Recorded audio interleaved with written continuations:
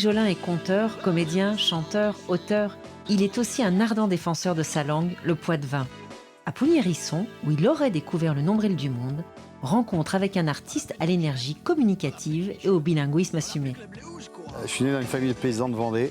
Mon premier parlange, ma langue, a été le poitevin, dès le départ.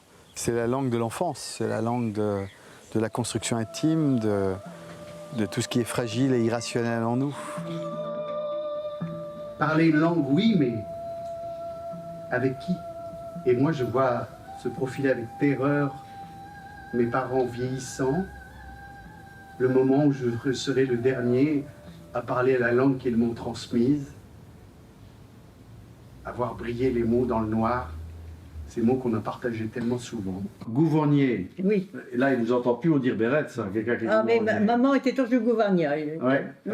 Il fallait rien pour me gouverner. Moi, je suis un acteur, c'est-à-dire un gars qui acte sur scène avec un rapport particulier à cette matière qu'est le conte, qui est cette parole. Je suis très lié à la parole symbolique, à cette utilisation de figures d'archétypes, de symboles qu'on trouve dans les contes du monde entier depuis le début des temps. C'est les mêmes contes qu'on raconte partout sur la Terre. C'est ce qui m'a ouvert à l'universalité. J'avais l'impression d'aller collecter des histoires sur mon terroir et je m'apercevais que ces histoires, elles étaient racontées dans le monde entier. J'ai vu les différentes possibilités que le monde pouvait m'offrir à la Bourboule. La Bourboule, pour moi, c'est Ushuaïa.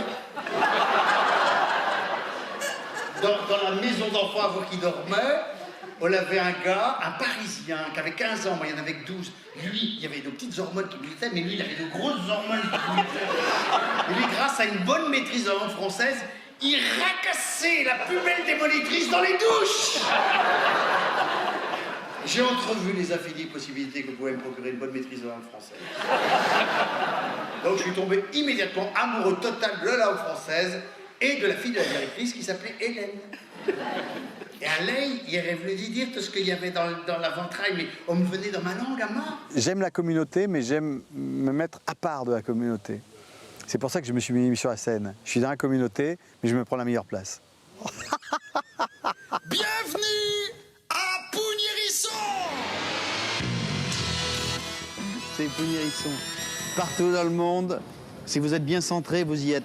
Pougny-Hérisson, c'est le nombril de la Terre, donc il n'y a pas de lézard là-dessus. La rencontre avec les gens de Pougny-Hérisson a été géniale. C'est-à-dire que moi, je racontais des histoires sur Pougny-Hérisson, mais sans connaître les gens. J'avais mis toutes mes histoires, je les mettais à Pougny-Hérisson parce que c'était un nom extraordinaire. Le nom Pougny-Hérisson, ça sonne comme un jingle. Et les gens de Pougny sont venus me dire « faut venir chez nous. Tu racontes des affaires chez nous, puis tu n'es jamais venu chez entre nous, donc il faut t'en faire. » Donc j'ai dit d'accord, mais on va pas faire n'importe quoi. Moi, si j'y vais, un peu par boutade, ou bravage, ou je sais pas, mais je dis on va inaugurer le nombril du monde. Puberté, l'âge de la révolte, la contradiction, sous les pavés, le désert. Il a eu envie de traverser le désert au sud de Pougny-Hérisson. De voler de ses propres ailes, quoi. Et comme l'écouter encore un peu les conseils de sa mère était son seul héritage, il a décidé de prendre une croix sur son épaule pour traverser le désert. Il n'a pas trouvé de croix, alors il a pris une enclume à la place. Ce qui m'intéresse, c'est la transmutation des choses. Quand on raconte des histoires, c'est aussi pour transformer une histoire banale en quelque chose d'exceptionnel. M'occupe de ta maman. Maman, il veut pas que m'occupe ta langue, maman.